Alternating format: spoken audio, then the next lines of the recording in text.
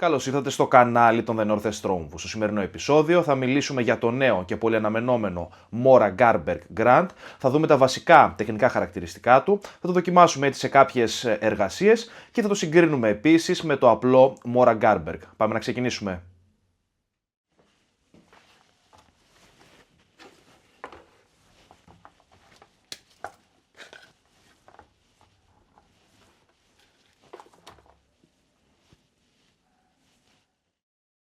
Το Mora Garberg Grand είναι ουσιαστικά ο μεγάλος αδερφός του γνωστού και πολύ αγαπημένου Mora Garberg με μια λεπίδα 14,2 εκατοστά, η οποία είναι 3,3 εκατοστά μεγαλύτερη από το απλό μοντέλο.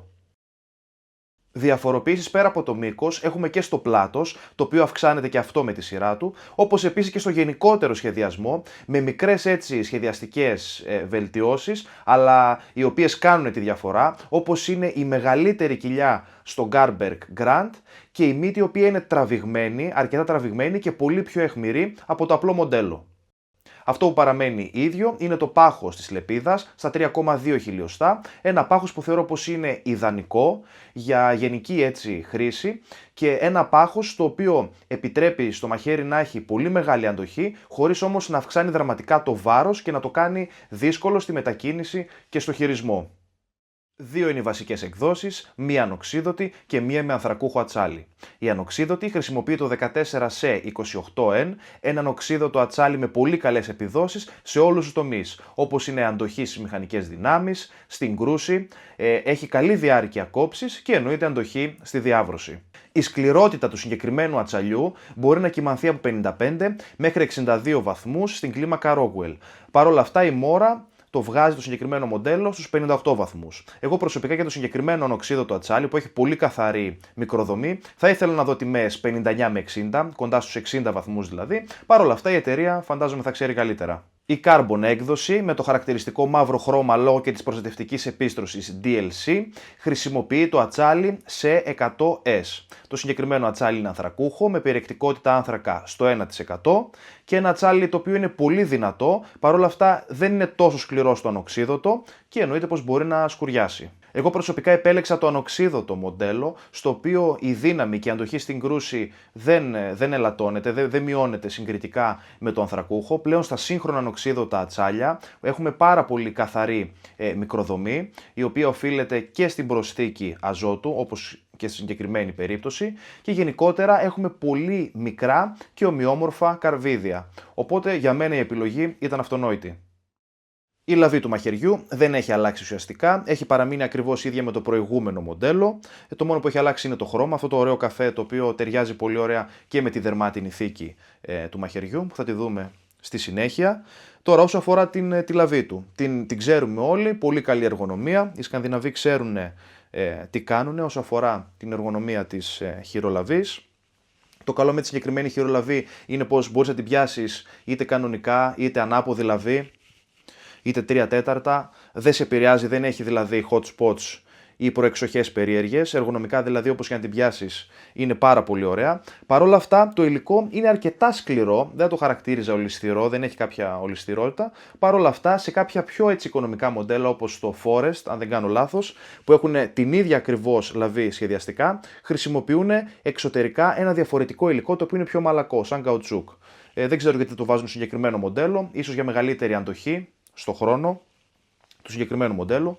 Και τέλος, για μένα προσωπικά, η καλύτερη λαβή, η αγαπημένη μου μάλλον, όχι καλύτερη, η αγαπημένη προσωπικά, είναι η λαβή από το Mora Bushcraft, είναι αυτή εδώ η λαβή, δεν ξέρω αν μπορείτε να τη δείτε. Στο δικό μου χέρι εφαρμόζει τέλεια και έχει αυτή την πολύ ωραία λαστιχένια αίσθηση και δεν γλιστράει με τίποτα, είτε το χέρι είναι βρεγμένο είτε είναι υδρωμένο. Παρ' όλα αυτά, έχει διαφορές, έτσι, και έχει να κάνει και με την προσωπική προτίμηση του καθενός.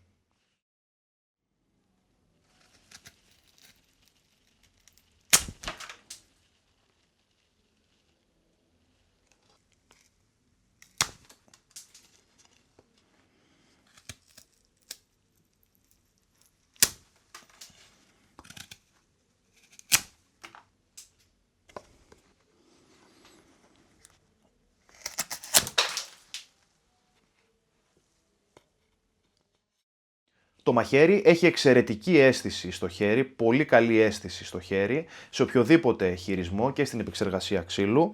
Επίσης είναι πολύ πιο ισορροπημένο. Πλέον, λόγω και της μεγαλύτερης λάμας, το κέντρο βάρους, το προηγούμενο μοντέλο ήταν κάπου εδώ. Να το δείτε κιόλας λίγο.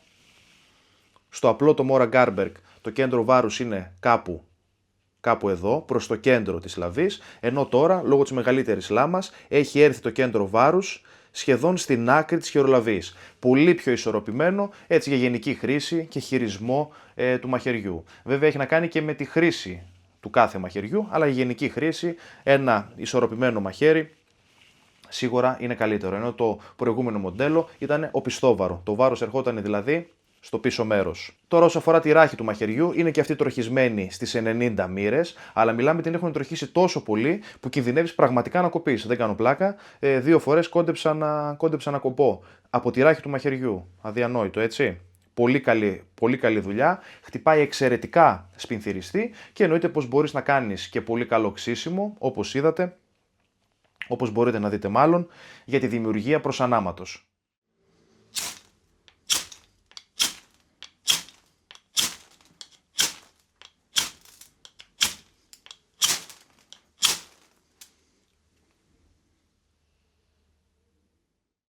Επίσης, είχα την ευκαιρία να δοκιμάσω το συγκεκριμένο μαχαίρι σε μια τετραήμερη χειμερινή διαβίωση που έκανα πριν από μερικές εβδομάδες. Το μαχαίρι το είχα κάθε μέρα πάνω μου και αυτό που διαπίστωσα ήταν το εξής: πως με το συγκεκριμένο μαχαίρι βρήκανε την ισορροπία μεταξύ μεγάλου μεγέθους και σχετικά χαμηλού βάρους. Τι θέλω να πω? Ότι κατά τη διάρκεια των διαδρομών, πορείες και τα σχετικά, το μαχαίρι δεν το ένιωθα πάνω μου, δεν με ενοχλούσε.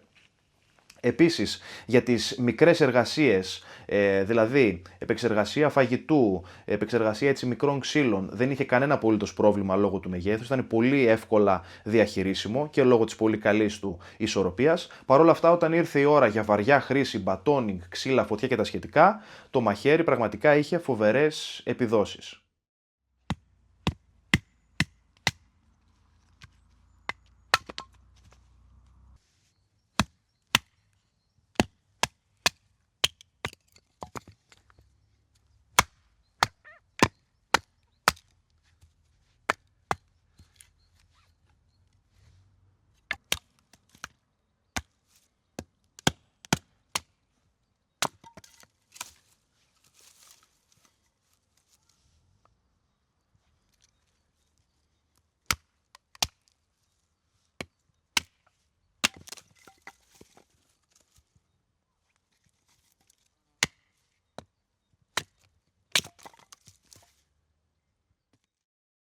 Όπως μπορείτε να δείτε, κανένα πρόβλημα εξαραμένη οξιά, το μαχαίρι σκίζει με άνεση ξύλα μεγάλου μεγέθους και αναμενόμενο βέβαια για τέτοιο προφίλ λεπίδας και τέτοιο μέγεθος είναι αναμενόμενο. Αυτό όμως που με εξέπληξε θετικά είναι το chopping. Παρόλο που έχει μεγαλώσει η κοιλιά, όπως έχουμε πει, και το βάρος έχει έρθει αρκετά μπροστά λόγω και του μεγαλύτερου μήκους, δεν περίμενα τέτοια απόδοση στο chopping. Αν πιάσει και το μαχαίρι πιο χαμηλά στη λαβή, στα 3/4, και ξεκινήσεις το chopping, το μαχαίρι πραγματικά ξυρίζει.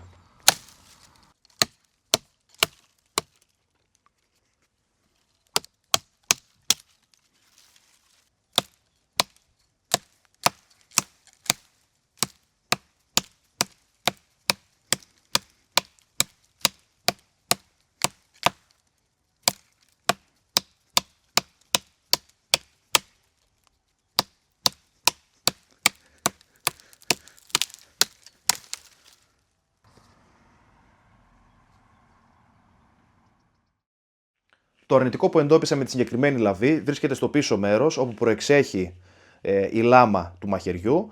Το συγκεκριμένο σημείο εδώ πέρα, το μεταλλικό, η προεξοχή της λάμας, είναι για να το χρησιμοποιήσεις είτε ως σφυράκι είτε σαν ξύστρα για σπινθυριστή, αλλά επειδή είναι τόσο τροχισμένη 90 μοίρες όπως και η ράχη του μαχαιριού, αν χρησιμοποιείς αυτή τη λαβή για κόψιμο ξύλων, μπορεί πολύ εύκολα να σου κόψει εσωτερικά το δάχτυλο. Οπότε για αυτή τη λαβή σίγουρα χρειάζεται γάντι. Μπορείς επίσης να βάλεις και ένα κορδονάκι στο πίσω μέρος ή ένα δερματάκι, το οποίο ουσιαστικά λειτουργεί σαν προέκταση της λαβής και πιάνοντας χαμηλά το μαχαίρι, πραγματικά το chopping θα φτάσει σε άλλα επίπεδα. Τέλος, άλλη μία λεπτομέρεια και διαφοροποίηση συγκριτικά με το προηγούμενο μοντέλο, στο συγκεκριμένο μαχαίρι, είναι και το ρικάσο. Το ρικάσο είναι αυτό εδώ το μικρό σκαλοπατάκι, το οποίο ουσιαστικά συνδέει τη λαβή με την κόψη του μαχαιριού, δηλαδή είναι το σημείο πριν από την κόψη του μαχαιριού, το σκαλοπατάκι αυτό, και στο συγκεκριμένο μαχαίρι το έχουν τραβήξει προς τα πάνω μερικά 1 εκατοστό περίπου, οπότε αυτό σου δίνει τη δυνατότητα, αν θέλεις, να βάλεις τον δείκτη. Δεν είναι καθαρό finger choil που είναι σχεδιασμένο για να μπαίνει το δάχτυλο, παρόλα αυτά σου δίνει το 1 εκατοστό να βάλεις επάνω τον δείκτη και με τον τρόπο αυτό έχεις φοβερό έλεγχο για μικρές έτσι και κοπές με λεπτομέρεια. Τέλος, η θήκη του μαχαιριού, ένα από τα αγαπημένα χαρακτηριστικά του συγκεκριμένου έτσι πακέτου. Θεωρώ πως οι θήκοι έχουν κάνει μια εξαιρετική δουλειά. Καταρχάς έχουν χρησιμοποιήσει ένα πάρα πολύ χοντρό δέρμα, περίπου στα 3 χιλιοστά, κάτι το οποίο δεν το συναντάς σε έτσι μαχαίρια του εμπορίου. Εξαιρετικό φινίρισμα περιμετρικά, κερωμένο κορδονάκι σε όλες τις στραφές, ενισχυμένο με μεταλλικά τρούξ, πυρτσίνια μεταλλικά. Το belt loop είναι μια χαρά και εσωτερικά έχουν προσθέσει και ένα πλαστικό ένθετο, το οποίο, ο σκοπός του οποίου είναι η καλύτερη συγκράτηση του μαχαιριού. Όπως μπορείτε να δείτε, συγκρατεί το μαχαίρι μέσα και πραγματικά όσο και να το κουνάς, δεν πάει πουθενά. Έχεις μια πολύ θετική έτσι εισαγωγή του μαχαιριού, ωραίο τράβηγμα, εύκολο, χωρίς κανένα πρόβλημα και γενικότερα η θήκη θεωρώ πως είναι από τα highlight έτσι, του συγκεκριμένου σεταρίσματος.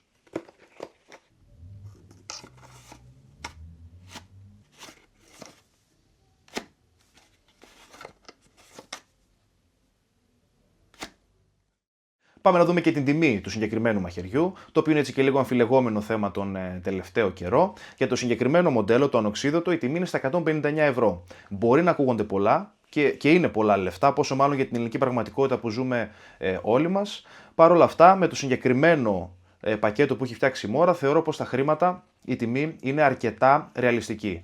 Πόσο μάλλον αν κάνουμε και σύγκριση με μαχαίρια άλλων εταιριών, αντίστοιχης όμως κατηγορίας, με αντίστοιχα τσάλια και αντίστοιχο μήκος λάμας, όπως είναι η σκανδιναβική εταιρεία Helle, Castrom, η αμερικάνικη ESI, η γερμανική Boker και γενικότερα όπου και να ψάξετε για μαχαίρια τέτοιης κατηγορίας, θα δείτε πως οι τιμές ξεκινάνε από 170, 180, 200 και μετά ξεφεύγει πολύ πιο πάνω.